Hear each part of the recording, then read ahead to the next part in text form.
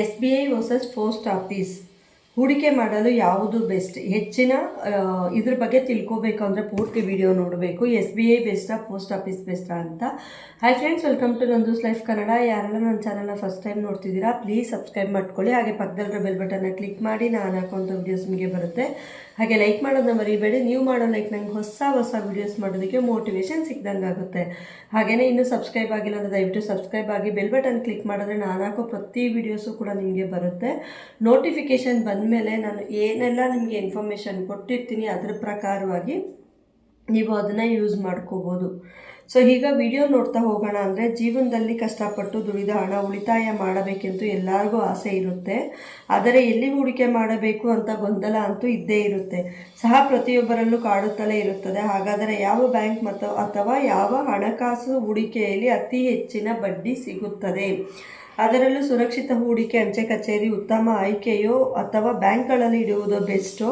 ಇವೆರಡರಲ್ಲಿ ಹಣ ಹೂಡಿಕೆ ಮಾಡಿದರೆ ಎಷ್ಟೆಲ್ಲ ಬಡ್ಡಿ ಸಿಗುತ್ತೆ ಎಂಬ ಹೆಚ್ಚಿನ ಮಾಹಿತಿ ಇಲ್ಲಿ ತಿಳ್ಕೊಳ್ಳೋಣ.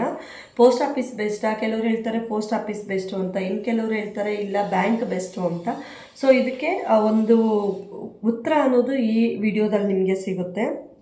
ಪ್ರತಿಯೊಬ್ಬರು ಸುರಕ್ಷಿತ ಹಣಕ್ಕಾಗಿ FDಗಳನ್ನು ತೆಗೆದುಕೊಳ್ಳುತ್ತಾರೆ. SBI ಮತ್ತು ಅಂಚೆ ಕಚೇರಿ ಹಣದ ಬಡ್ಡಿ ಅಥವಾ ಭದ್ರತೆಯಲ್ಲಿ ರಾಜಿ ಮಾಡಿಕೊಳ್ಳದ ಎರಡು ಸಂಸ್ಥೆಗಳಿವೆ. ಇತ್ತೀಚಿನ ದಿನಗಳಲ್ಲಿ ಹಲವು ಬ್ಯಾಂಕ್ಗಳು ಸ್ಥಿರ ಠೇವಣಿ ವಿಚಾರದಲ್ಲಿ ತಮ್ಮದೇ ರೀತಿಯ ಬಡ್ಡಿದರಗಳನ್ನು ಹೊಂದಿದೆ. ಆದರೆ ಗ್ರಾಹಕರಿಗೆ ಹೆಚ್ಚಿನ ಆದಾಯವನ್ನು ನೀಡುವ ವಿಷಯದಲ್ಲಿ ಸ್ಟೇಟ್ ಬ್ಯಾಂಕ್ ಆಫ್ ಇಂಡಿಯಾ ಮತ್ತು ಅಂಚೆ ಕಚೇರಿ ನಡುವೆ ಪೈಪೋಟಿ ಇದೆ. ಇವೆರಡರಲ್ಲಿ ಹೂಡಿಕೆದಾರರಿಗೆ ಯಾವುದು ಉತ್ತಮವೋ ಅವುಗಳಲ್ಲಿ ಆಯ್ಕೆ ಮಾಡಿಕೊಂಡು ನೀವು ಹಣವನ್ನು ಹೂಡಿಕೆ ಮಾಡಬೇಕಾಗುತ್ತದೆ.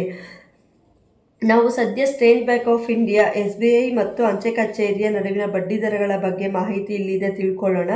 ನಿಶ್ಚಿತ ಠೇವಣಿ FD ಹೂಡಿಕೆ ವಿಶ್ವಾಸಾರ್ಹ ಹಾಗೂ ಸ್ಥಿರ ದೀರ್ಘಾವಧಿಯ ಲಾಭವನ್ನು ನೀಡುವ ಭರವಸೆಯ ಹೂಡಿಕೆಯ ಆಯ್ಕೆಯಾಗಿದೆ. FDಯು ನಿಮ್ಮ ಹಣಕಾಸಿನ ಮೇಲೆ ನಿಮಗೆ ಒಂದು ನಿರ್ದಿಷ್ಟ ಅವಧಿಗೆ ಹಣವನ್ನು ಠೇವಣಿ ಮಾಡಲು ಹಾಗೂ ಮೊತ್ತದ ಮೇಲೆ ಬಡ್ಡಿಯನ್ನು ಗಳಿಸಲು ಅನುಕೂಲಕರವಾಗಿದೆ ಹಾಗೂ FDಗಳು ಉಳಿತಾಯ ಖಾತೆಗಳಿಗಿಂತ ಹೆಚ್ಚಿನ ಬಡ್ಡಿಗಳನ್ನು ನೀಡುತ್ತದೆ. SBI 5 ವರ್ಷಗಳ FD ಮೇಲೆ 6.500 ಬಡ್ಡಿದರವನ್ನು ನೀಡುತ್ತದೆ. ಇದರ ಪ್ರಮುಖ ಲಕ್ಷಣಗಳು ತಿಳ್ಕೊಳ್ಳೋಣ. ಸುರಕ್ಷಿತ ಠೇವಣಿ, ಸರ್ಕಾರಿ ಸ್ವಾಮ್ಯದ ಬ್ಯಾಂಕಿನ ಭದ್ರತೆ ಇರುತ್ತದೆ. ಮಾಸಿಕ ಬಡ್ಡಿ ಲೆಕ್ಕಾಚಾರ, ಮಾಸಿಕ ಬಡ್ಡಿಯನ್ನು ಖಾತೆಗೆ ಸೇರಿಸಲಾಗುತ್ತದೆ. ವಿಮಾ ಕವರೇಜ್, DICGCಯಿಂದ 5 ಲಕ್ಷದವರೆಗೆ ಠೇವಣಿ ವಿಮೆ ಮಾಡಲಾಗುತ್ತದೆ. ತೆರಿಗೆ ಪ್ರಯೋಜನ, 5 ವರ್ಷಗಳ FD ಯೋಜನೆಯಲ್ಲಿ ಹೂಡಿಕೆ ಮಾಡಿದ ಮೊತ್ತವು ಸೆಕ್ಷನ್ 80C ಅಡಿಯಲ್ಲಿ ತೆರಿಗೆ ಮುಕ್ತವಾಗಿರುತ್ತದೆ.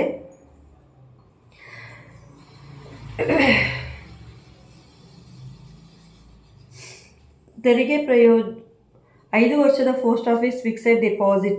ಪೋಸ್ಟ್ ಆಫೀಸ್ FDಗೆ 7.50% ಬಡ್ಡಿದರ ಸಿಗುತ್ತದೆ. ಪ್ರಮುಖ ಲಕ್ಷಣಗಳು ತಿಳ್ಕೊಳ್ಳೋಣ. ಇದರಲ್ಲಿ ಸರ್ಕಾರದ ಖಾತರಿ ಹೂಡಿಕೆ, ಭಾರತ ಸರ್ಕಾರದಿಂದ 100% ಖಾತರಿಯೊಂದಿಗೆ ಸುರಕ್ಷಿತವಾಗಿ ಹೂಡಿಕೆಯಾಗಿದೆ. ವಾರ್ಷಿಕ ಬಡ್ಡಿ ಲೆಕ್ಕಾಚಾರ, ಬಡ್ಡಿಯನ್ನು ವರ್ಷಕ್ಕೊಮ್ಮೆ ಲೆಕ್ಕ ಹಾಕಲಾಗುತ್ತದೆ ಮತ್ತು ಖಾತೆಗೆ ಜಮಾ ಮಾಡಲಾಗುತ್ತದೆ. ತೆರಿಗೆ ಪ್ರಯೋಜನ, 5 ವರ್ಷಗಳ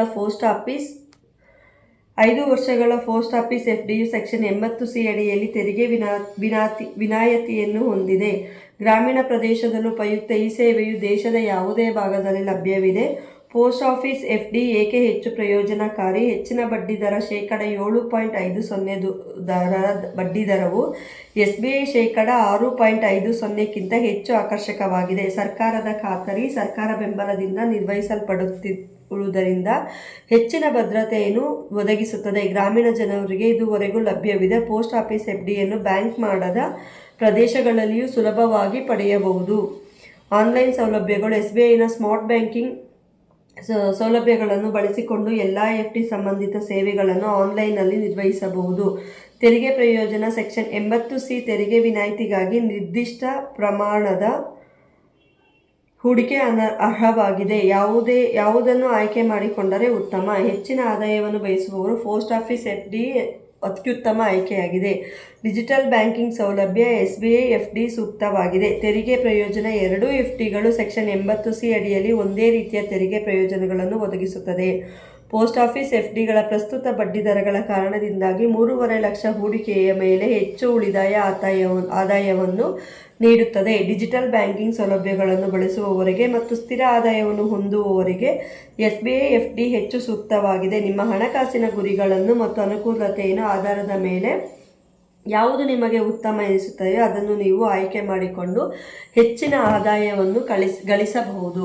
ಏನಪ್ಪ ಅಂದರೆ ನೀವೇನಾದರೂ ಗ್ರಾಮೀಣ ಪ್ರದೇಶದಲ್ಲಿ ಅಂದರೆ ಹಳ್ಳಿಗಳ ಕಡೆ ಇದ್ದೀರಾ, ಅದು ನಿಮಗೆ ಬೆಸ್ಟ್ ಪೋಸ್ಟ್ ಆಫೀಸ್ ಅಂತಲೇ ಹೇಳ್ಬೋದು.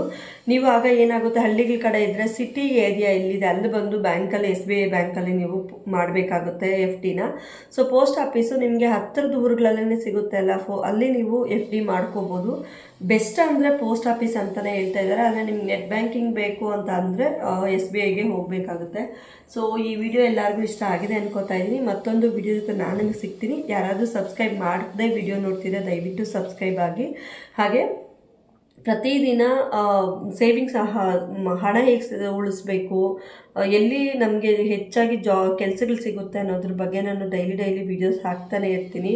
ಮನಿ ಸೇವಿಂಗ್ಸ್ ಆಗಿರ್ಬೋದು, ಜಾಬ್ ಸರ್ಚಿಂಗ್ ಆಗಿರ್ಬೋದು. ಯಾರು ಸ್ಕಿಪ್ ಮಾಡದೆ ವಿಡಿಯೋನ ನೋಡಿ ಸಬ್ಸ್ಕ್ರೈಬ್ ಮಾಡ್ಕೊಳ್ಳಿ. Thank you so much. ಮತ್ತೊಂದು ವಿಡಿಯೋ ಜೊತೆ ನಾನು ಸಿಗ್ತೀನಿ. Thank you all, love you all, bye by.